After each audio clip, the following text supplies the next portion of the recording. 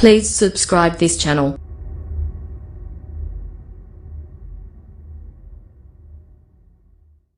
یہاں بتا رہے ہیں کہ ادبی اسالیب کا اختلاف، ادبی اسالیب کا تعدد ادبی اسلوب کئی پہلو لیے ہوتا ہے اور کئی جہتیں اپنے اندر رکھتا ہے، تو اسی کو انہوں نے تعدد سے ادا کیا ہے، اختلاف سے ادا کیا ہے۔ اختلاف الاسالیب الادبیہ، ادبی اسالیب کا اختلاف یا اس کا تعدد۔ تنوع الاسالیب، اسالیب کا تنوع۔ وتتنوع اسالیب الادب حسب میول اصحابها والتزاماتهم بخصائص او عناصر مخصوصہ من الاسلوب الادبی فی انتاجہ۔ ادب کے اسلوب متنوع ہوتے ہیں، تتنوع متعدد ہوتے ہیں، متنوع ہوتے ہیں۔ ادب کے اسلوب، ادب کے طرز نگارش، ادب کے انداز نگارش متنوع ہوتے ہیں حسب میول اصحابها، اسلوب والوں کے رجحانات کے مطابق۔ اصحابها، ہا کی ضمیر الاسالیب کی طرف جا رہی ہے۔ حسب میول اصحابها، اسلوب والوں کے میول رجحانات،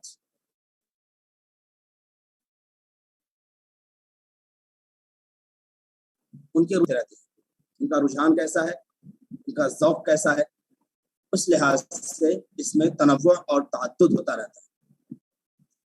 والتزاماتهم بخصائص، التزاماتهم اور ان کا خصوصیات کا اہتمام کرنا،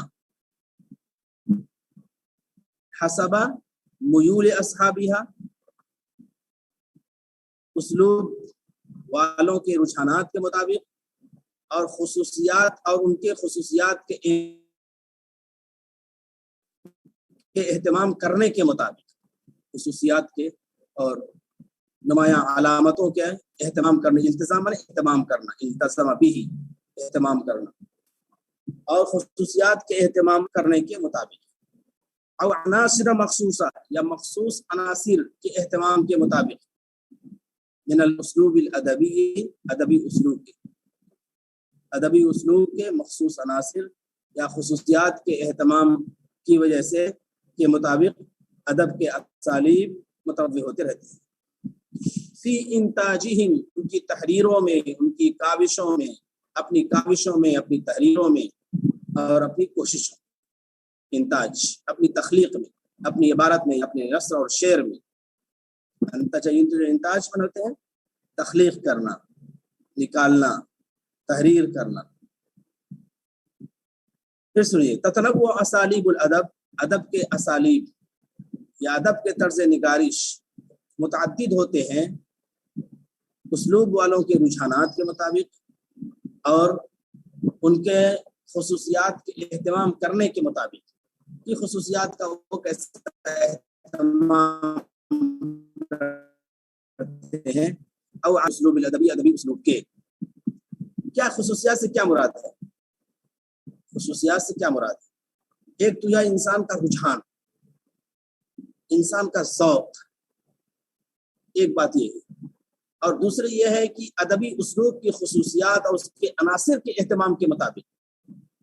ادبی اسلوب کے عناصر کیا ہیں؟ وہی عاطفہ ہے، خیال ہے، فکرہ ہے، صورت لفظیہ ہے۔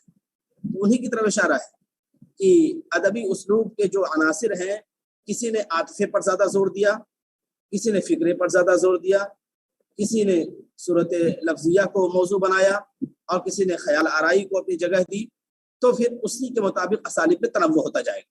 یہ مطلب ہے اس عبارت کا، بخصائص، اور ان کے اہتمام کے مطابق، خصوصیات کے یا مخصوص عناصر کے جو اسلوب ادبی کے ہیں، اپنی تحریروں میں، اپنی کاوشوں میں اور اپنے عمل میں۔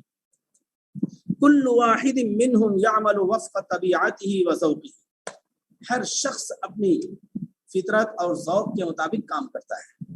ہر شخص، یعنی جو بھی صاحب اسلوب ہے، وہ تحریر لکھتا ہے تو اپنی فطرت اور اپنے ذوق کے مطابق لکھتا ہے. کل واحد منہم یعمل وفق طبیعته و ذوقه، ہر شخص اپنی طبیعت اور اپنے ذوق کے مطابق کام کرتا ہے. وبتاثیر المؤثرات التي تؤثر على عمله، اور ان حالات کے اثر سے، مؤثرات ان حالات کے اثر سے بھی کام کرتا ہے جو اس کے عمل پر اثر انداز ہوتے ہیں، جو اس کے عمل پر اثر انداز ہوتے ہیں اس کی وجہ سے کام کرتا ہے. وبتاثیر المؤثرات، اور ان حالات کے اثر سے بھی کام کرتا ہے جو اس کے اثر پر اثر انداز، جو اس کے عمل پر اثر انداز ہوتے ہیں. جیسے کسی کا انتقال ہوا، اب شدید تقاضا ہے کہ ہمیں کوئی مضمون لکھنا چاہیے، تو انتقال سبب بنا ہے مضمون لکھنے کا، یہی وہ ہے حالات ہے. اب کلیم ماجد صاحب کا جو واقعہ ہے کہ ان کا پورا کنبہ ایک حادثے کا شکار ہو گیا، اور پھر ان کا ذوق شعری بھڑکا یا ذوق شعری ابھرا، اور پھر ابھرتا چلا گیا، اور پھر انہوں نے شاعری کا جو دیوان ہے یا شعر کا جو دیوان ہے اس کا نام بھی رکھ دیا، اور جو شاعری کا سبب ہوا وہ معاملہ جو عجب ہوا، میں غزل سنا ہوں اس لیے کہ زمانہ اس کو بھلا نہ دی. تو حالات کی وجہ سے انسان ابھرتا ہے، حالات کی وجہ سے انسان آگے بڑھتا ہے. تو یہاں وہی کہنا بے تاثیر المؤثرات التي تؤثر على عملی، اور ان حالات کی وجہ سے، ان اثرات کے اثر سے جو اس کے عمل پر اثر انداز ہوتے ہیں. تو بذالک تختلف اسالیب البیان، اسی وجہ سے بیان کا اسلوب، کلام کا اسلوب مختلف ہوتا رہتا ہے، اسی وجہ سے کلام کے اسالیب مختلف ہوتے رہتے ہیں، اور اس وجہ سے کلام کے اسلوب مختلف ہوتے رہتے ہیں. تتعدد الوان الاعمال الادبیۃ تعددا عظیما، اور ادبی کاوشوں کے رنگ بھی متعدد ہوتے رہتے ہیں، ان کی قسمیں بھی متعدد ہوتی رہتی ہیں. تعدد عظیما، بڑے پیمانے پر. ادبی کاوشوں، ادبی کوششوں کے رنگ یا اس کی قسمیں، رنگ کے ہوتے ہیں مراد اس کے ہیں، اور رنگ اس کی آہنگ اس کی قسمیں. اسی وجہ سے کلام کے اسالیب مختلف ہوتے ہیں، اور ادبی کوششوں کی قسمیں بھی متعدد ہوتی رہتی ہیں. تعددا عظیما مفعول مطلق ہے، بڑے پیمانے پر. حتی لا یکاد یشبہ اسلوبا فی کثیر من الخصائص الادبیۃ، یہاں تک کہ حتی لا یکاد، یہاں تک کہ قریب نہیں ہوتا ہے کہ مشابہ ہو. حتی لا یکاد یشبہ، حتی لا یکاد یشبہ، یہاں تک کہ قریب نہیں ہوتا ہے کہ مشابہ ہو ایک اسلوب دوسرے اسلوب کے، یہاں تک کہ قریب نہیں ہے کہ مشابہ ہو ایک اسلوب دوسرے اسلوب کے. فی کثیر من الخصائص الادبیہ، بہت سی ادبی خصوصیات، فی کثیر من الخصائص الادبیہ، بہت سی ادبی خصوصیات، یعنی اتنی جہتیں اور اتنے رنگ اور اتنے آہنگ اور اتنی قسمیں پیدا ہو جاتی ہیں کہ پھر اسلوب میں بڑا فرق سامنے آتا ہے اور بڑی جہت سامنے آتی ہے. ومن الصعب جدا، اور دشوار گزار بات یہ ہے اور سب سے زیادہ مشکل بات یہ ہے، ان تحصى جميع هذه الاساليب المتنوعه الكثيره، اور سب سے زیادہ مشکل بات یہ ہے کہ ان متنوع اور ہمہ جہت اسالیب کو شمار کیا جا سکے، شمار کیا جائے، گنا جائے. یہ دشوار گزار بات ہے اور مشکل بات ہے. ومن الصعب جدا، اور بہت مشکل بات یہ ہے کہ ان تحصى، کہ گنا جائے، جمیع الاسالیب، تمام اسالیب کو، المتنوعات الکثیرہ، جو متنوع بھی ہے یعنی متعدد بھی ہے اور بہت زیادہ ہے، بہت زیادہ جو متنوع اسلوب ہیں ان کو گنا جا سکے اور ان کو شمار کیا جا سکے. ایک سامنے ایک طالب بیٹھے ہیں محمد اکبر کیا نہیں، یہ درجہ ہے، درجہ، یہ کوئی وہ نہیں ہے پارک کی بیٹھے ہوئے جیسے چاہے بیٹھ جائیں. اس میں درجے کی طرح بیٹھنا چاہیے. پارک میں بیٹھتا ہے انسان جس طرح چاہتا ہے، لیٹ کے پڑھے، بیٹھ کے پڑھے، درجہ ہے، چل رہا ہے. 4 گھنٹے تو بیٹھنے ہی آپ کو، اس وجہ سے تھوڑا سا اہتمام ضروری ہے. وتتنوع اساليب الادب حسب ميول اصحابها والتزاماتهم بخصائص وعناصر مخصوصه من الاسلوب الادبي في انتاجاتهم، كل واحد منهم يعمل وفق طبيعته وذوقه وبتأثير المؤثرات التي تؤثر على العمل، وبذلك تختلف أساليب البيان وتتعدد ألوان الأعمال الأدبية تعددا عظيما حتى لا يكاد يشبه أسلوبا في كثير من الخصائص الأدبية. ومن الصعب جدا، اور بہت دشوار ترین بات یہ ہے، اور بہت دشوار گزار بات ہے، بہت مشکل بات یہ ہے، ان تحصى جميع هذه الاساليب المتنوعه الكثيره، ان تمام متنوع اساليب کو شمار کیا جا سکے. آپ نے بلاغت میں جو اسلوب کی 3 قسمیں پڑھی ہیں اسی کو انہوں نے بہت پھیلا کے بیان کیا ہے. ابھی آگے وہی بات آئیں گی. اسلوب ایک ادبی ہوتا ہے، ایک علمی ہوتا ہے، اور ایک خطابی ہوتا ہے. تو اس کو سامنے رکھیے اور پھر اس کو کوشش کیجیے. چلیے الاقسام الکبیرہ، بڑی قسمیں کس کی؟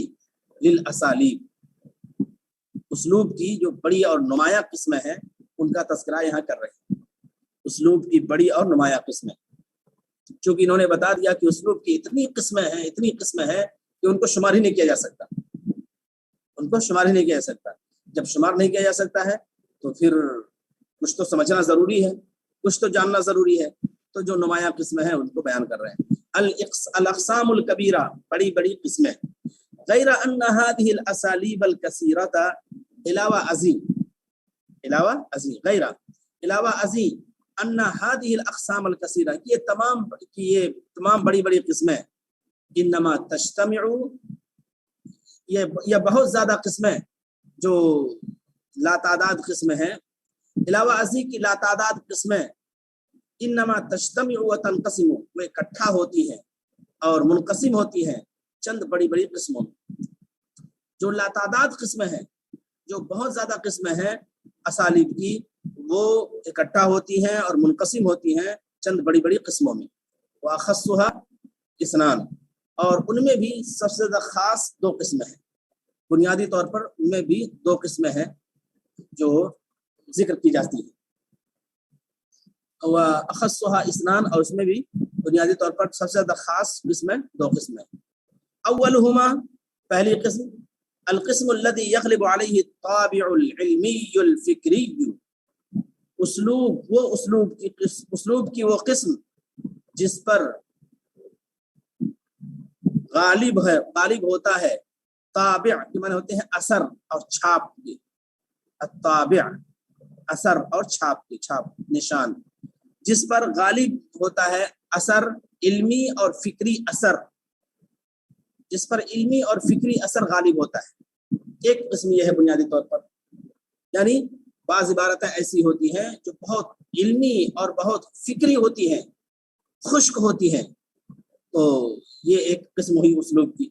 القسم الذي يغلب عليه الطابع العلمي الفكري، وہ قسم جس پر غالب ہوتی ہے چھاپ جو علمی ہوتی ہے اور فکری ہوتی ہے، یا علمی اور فکری اثر غالب ہوتا ہے. وثانیہما، اور دوسری قسم، والقسم الذي يغلب عليه الطابع الادبی الفنی، وہ قسم ہے جس پر ادبی اور فنی اثر غالب ہوتا ہے، ادبی اور فنی اثر اس پر غالب ہوتا ہے. وہ قسم ہے جس پر ادبی اور فنی اثر غالب ہوتا ہے. کما ذکرناہ سابقا، جیسے کہ انہوں نے پہلے ذکر کیا ہے. کیا ذکر کیا ہے؟ کہ جس پر ادبی اور فنی اثر غالب ہو اس کو ادب خاص کہا جائے گا، اور جس پر علمی اور فکری اثر غالب ہو اس کو ادب عام کہا جائے. یہ بات پہلے آ چکی ہے، ادب خاص اور ادب عام کی، تو اسی کو بتا رہے ہیں. کما ذکرنا سابقا، جیسے ہم نے ذکر کیا ہے. وہما، اور یہ دونوں، یعرفان بالادب العام والادب الخاص ایضا، اور یہ دونوں ادب عام اور ادب خاص کے نام سے بھی جانے جاتے ہیں. ایضا،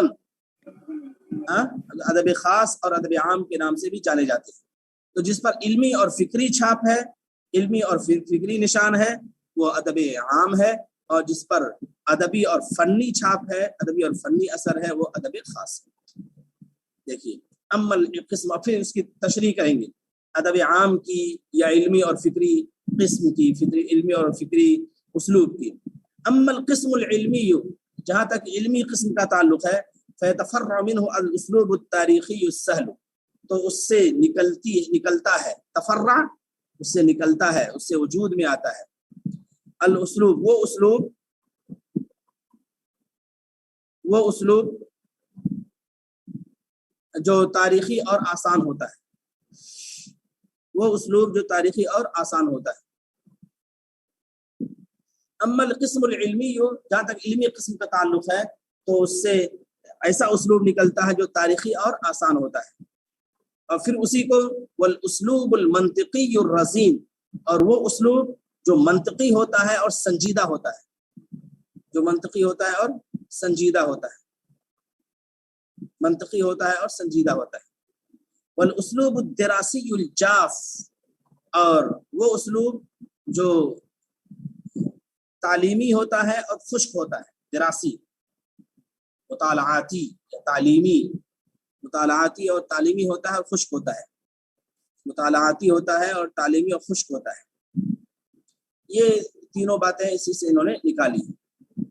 فَيَتَفَرَّ مِنْهُ الْأُسْلُوبُ التَّارِيخِيُّ السَّهْلُ، تو اس سے آسان تاریخی اسلوب نکلتا ہے۔ والاسلوب المنطقی الرزین، اور ایسا اسلوب جو منطقی ہوتا ہے اور سنجیدہ ہوتا ہے، رزین ہوتا ہے سنجیدہ باوقار۔ والاسلوب الدراسی، اور ایسا اسلوب جو مطالعاتی ہوتا ہے اور خشک ہوتا ہے۔ اما القسم الادبی، تو اس سے کیا سمجھ میں آیا؟ اس سے بات سمجھ میں آئی کہ جو تاریخ کی کتابیں ہیں، جو فقہ کی کتابیں ہیں، جو نحو کی کتابیں ہیں، جو صرف کی کتابیں ہیں، یا اس طرح کے جو موضوعات کی کتابیں ہیں، یہ تمام علمی، سنجیدہ اور عموماً خشک اسلوب میں لکھی جاتی ہے، ادبی اسلوب میں نہیں لکھی جاتی۔ وہ ادب عام کی قبیل سے ہے، ادب خاص کی قبیل سے نہیں ہے۔ فقہ میں ہدایہ لے لیجئے، فقہ میں قدوری لے لیجئے، فقہ میں اور بھی دیگر بدائع الصنائع لے لیجئے، کنز الدقائق لے لیجئے، تاتار خانیہ لے لیجئے، فتاوی عالمگیری لے لیجئے۔ تو یہ تمام کتابیں ہیں جو خالص علمی انداز میں لکھی گئی ہے۔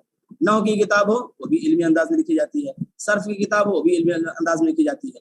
یہ ہے خالص مطالعاتی خشک اسلوب ہوتا ہے، کیونکہ ساری توجہ اس میں اس پر ہوتی ہے کہ انسان کو مواد سمجھ میں آ جائے، قاعدہ سمجھ میں آ جائے، مسئلہ سمجھ میں آ جائے، تاریخی کوئی واقعہ سمجھ میں آ جائے، اس میں اور کوئی بات نہیں ہوتی ہے۔ اچھا، اما القسم الادبی، جہاں تک ادبی قسم کا تعلق ہے، فَيَتَفَرَّ مِنْهُ الْأُسْلُوبُ الْفَنِّيُّ الْجَمِيلُ، تو اس سے ایسا اسلوب نکلتا ہے جو فنی اور خوبصورت ہوتا ہے، جو فنی اسلوب ہوتا ہے اور خوبصورت ہوتا ہے۔ فنی سے مراد کیا ہے؟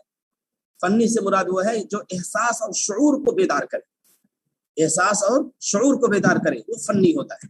اور علمی سے مراد جو عقل کو اپیل کرے، علمی میں عقل کا دخل ہوتا ہے اور فنی میں دل پر اس کے اثرات مرتب ہوتے ہیں۔ فَيَتَفَرَّعُ مِنْهُ الْأُسْلُوبُ الْفَنِّيُّ الْجَمِيلُ، اور فنی خوبصورت فنی اسلوب اس سے نکلتا ہے۔ والاسلوب الخطابی المثیر، اور ایسا اسلوب نکلتا ہے جو خطابی ہے اور انقلاب انگیز ہے۔ مثیر من ہوتا ہے انقلاب پیدا کرنے والا، بھڑکانے والا اور لرزہ برندام کرنے والا، انقلابی، اس کو مثیر کہتے ہیں، انقلابی۔ اور خطابی انقلابی اسلوب، خطیبانہ کہہ سکتے ہیں، خطیبانہ انقلابی اسلوب۔ والاسلوب الخطابی المثیر، خطیبانہ انقلابی اسلوب اس سے وجود میں آتا ہے۔ والاسلوب الادبی البدیع، اور انوکھا ادبی اسلوب بھی، انوکھا ادبی اسلوب بھی اسی سے وجود میں آتا ہے، انوکھا ادبی اسلوب بھی اسی سے وجود میں آتا ہے۔ اچھا، والاسلوب الصناعی المکلف، مکلف مانا تو پرتکلف، پرتکلف مصنوعی اسلوب، مصنوعی پرتکلف مصنوعی اسلوب بھی، پرتکلف اور مصنوعی اسلوب جس میں ہاتھ کے الفاظ لائے جائیں اور کھوج کے یا ڈھونڈ کے سجع و قافیہ کی ترتیب قائم کی جائے، تو اس کو پرتکلف مصنوعی اسلوب کہا جاتا ہے، پرتکلف مصنوعی اسلوب۔ والاسلوب الصناعی المکلف، اور ایسا اسلوب جو پرتکلف ہو اور مصنوعی ہو۔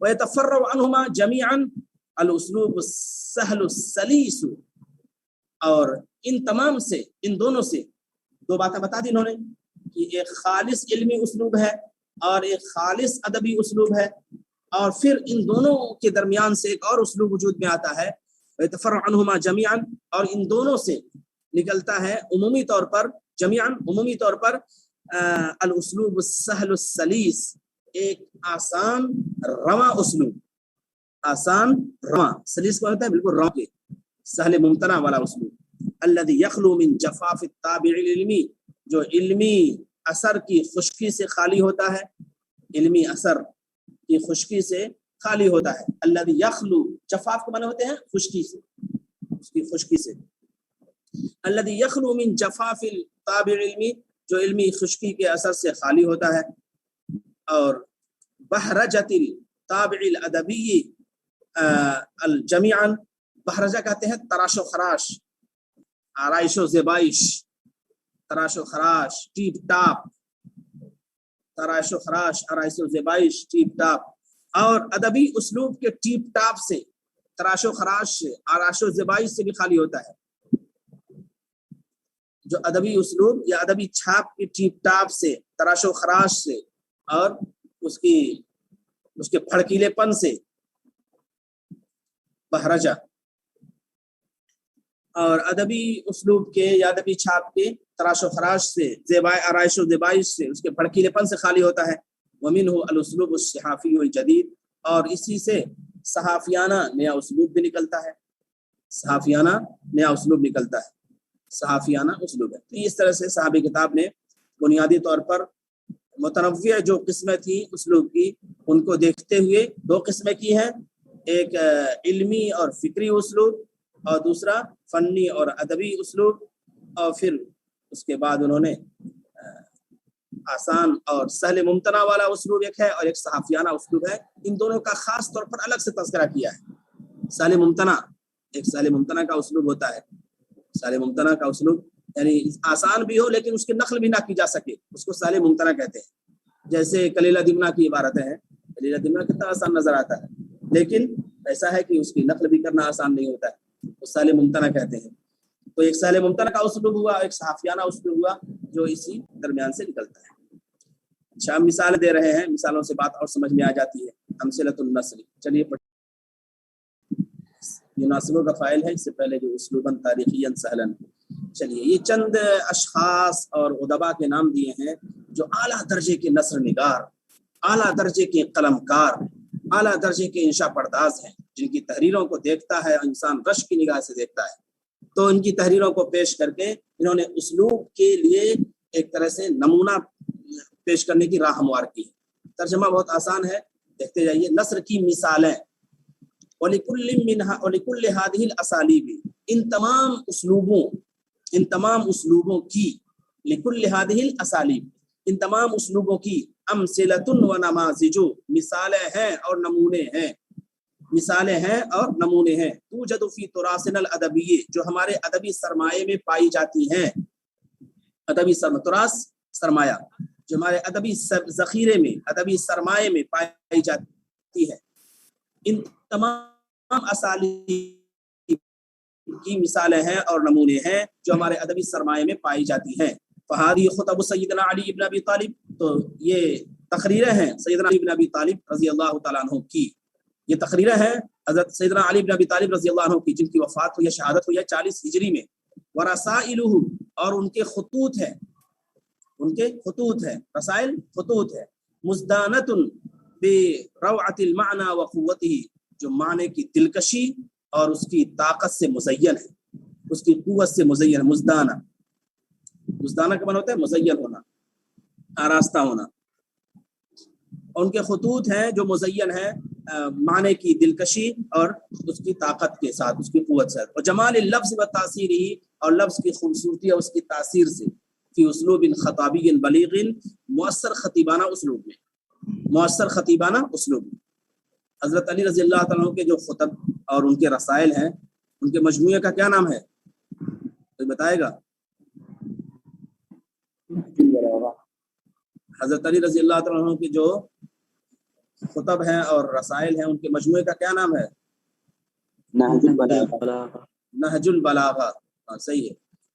نہج البلاغہ کے نام سے حضرت علی رضی اللہ تعالیٰ عنہ کے خطب اور رسائل یعنی خطوط کو جمع کیا ہے۔ کس نے جمع کیا ہے؟ عبد الحمید ابن حیان۔ سبحان اللہ، अच्छा कौन बोल रहा है? अब्दुल हमीद भी है यार, आगे नाम उसी का है इसलिए से कह दिया क्या? शरीफ रजी, शरीफ रजी, शरीफ रजी एक है अब्बासी दौर का, उसने जमा किया है, उसने कलम से कलम मिला दिया था। और तो इसी वजह से लोग कहते हैं, मुहक्किकीन नाक़दीन कहते हैं कि बहुत सी तकरीरें, बहुत से रसाइल उसने अपनी तरफ से कह के उसने शामिल कर दिए हैं, क्योंकि बाज़ इबारतों में शक है, हज़रत अली रज़ी अल्लाह तआला का हो ही नहीं सकता। तो नहजुल बलागा के नाम से है, शियों की बड़ी मुक़द्दस किताब है। वहादा इमामुल किताबतिल अरबिय्या, और इंशा पर्दासी के सरखैल और उसके इमाम, और ये इंशा पर्दासी के सरखैल और उसके इमाम हैं अब्दुल हमीद बिन यहया कातिब, जिनकी वफ़ात 132 में हुई है। यमताज़ बिरसाइलिही अल-मुअस्सिरा अल-बलीगा, जो मुमताज़ हैं अपने बलीग और मुअस्सिर रसाइल के जरिए, खतूत के जरिए।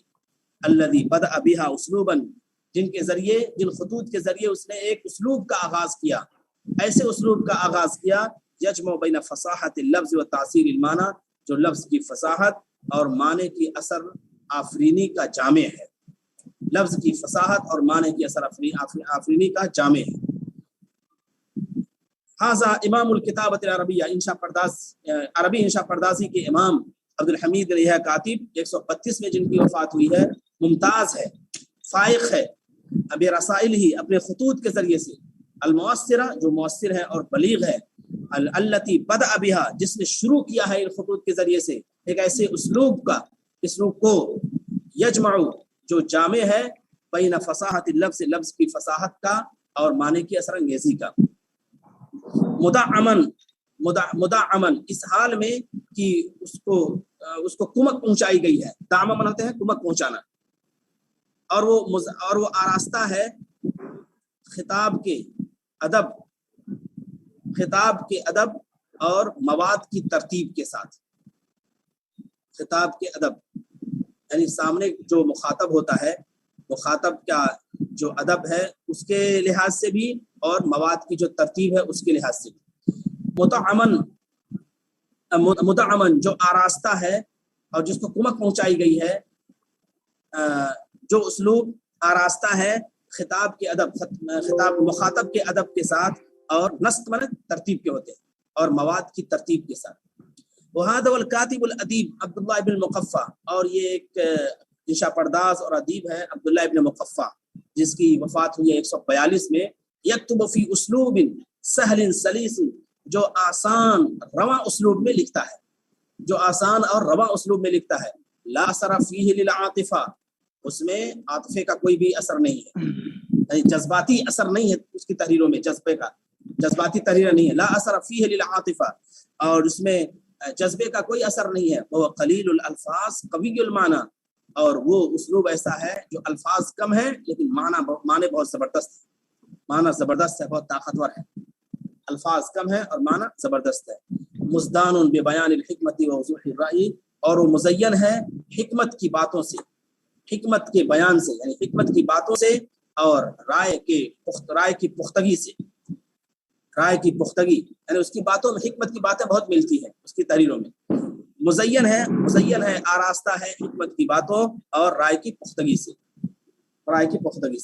इसकी बड़ी माना खेज है, और बड़े उसने जवाब, बड़ा उसने हिकमत की बातें बहुत की है उसमें। अल अदबुस सगीर अल अदबुल कबीर डाउनलोड कर लीजिए, बहुत नेट पे किताब है, उसमें बहुत मुख्तसर है, क़ससुन नबीन वाली इबारत लगती है, इतनी आसान इबारत है लेकिन हिकमत की बातें बहुत है। अच्छा, वहादा इब्नुल अमीद, और ये इब्नुल अमीद है अल-मुतवफ़्फ़ा सनत 55 व 100 अल हिजरिया, 155 में जिसकी वफात हुई है। अल्लज़ी अदखल लिअव्वल मर्रतिन, जिसने पहली मर्तबा अरबी इंशा पर्दासी में दाखिल की है लफ्ज़ी सनात को, लफ्ज़ी तकल्लुफ़ को जिसने पहली मर्तबा दाखिल किया है। वज़ाद मिन मुहस्सनातिल बदी, और मुहस्सनात बदी का भी इजाफा किया है। मुहस्सनात बदी में जिनास, तिबाक, तौरिया, ये सब जो किस्में हैं मुहस्सनात बदी की, उसका इसने इजाफा किया है, और मुहस्सनात बदी का भी इसने इजाफा किया है। इब्नुल अमीद है जिसने पहली मर्तबा अरबी इंशा पर्दासी में लफ्ज़ी सनात को दाखिल किया है और मुहस्सनात बदी का भी इजाफा किया है। इस वक्त हो गया, इंशाअल्लाह फिर कल पढ़ा जाएगा। ये दिन है, कोशिश हो कल इंशाअल्लाह पूरा हो जाएगी।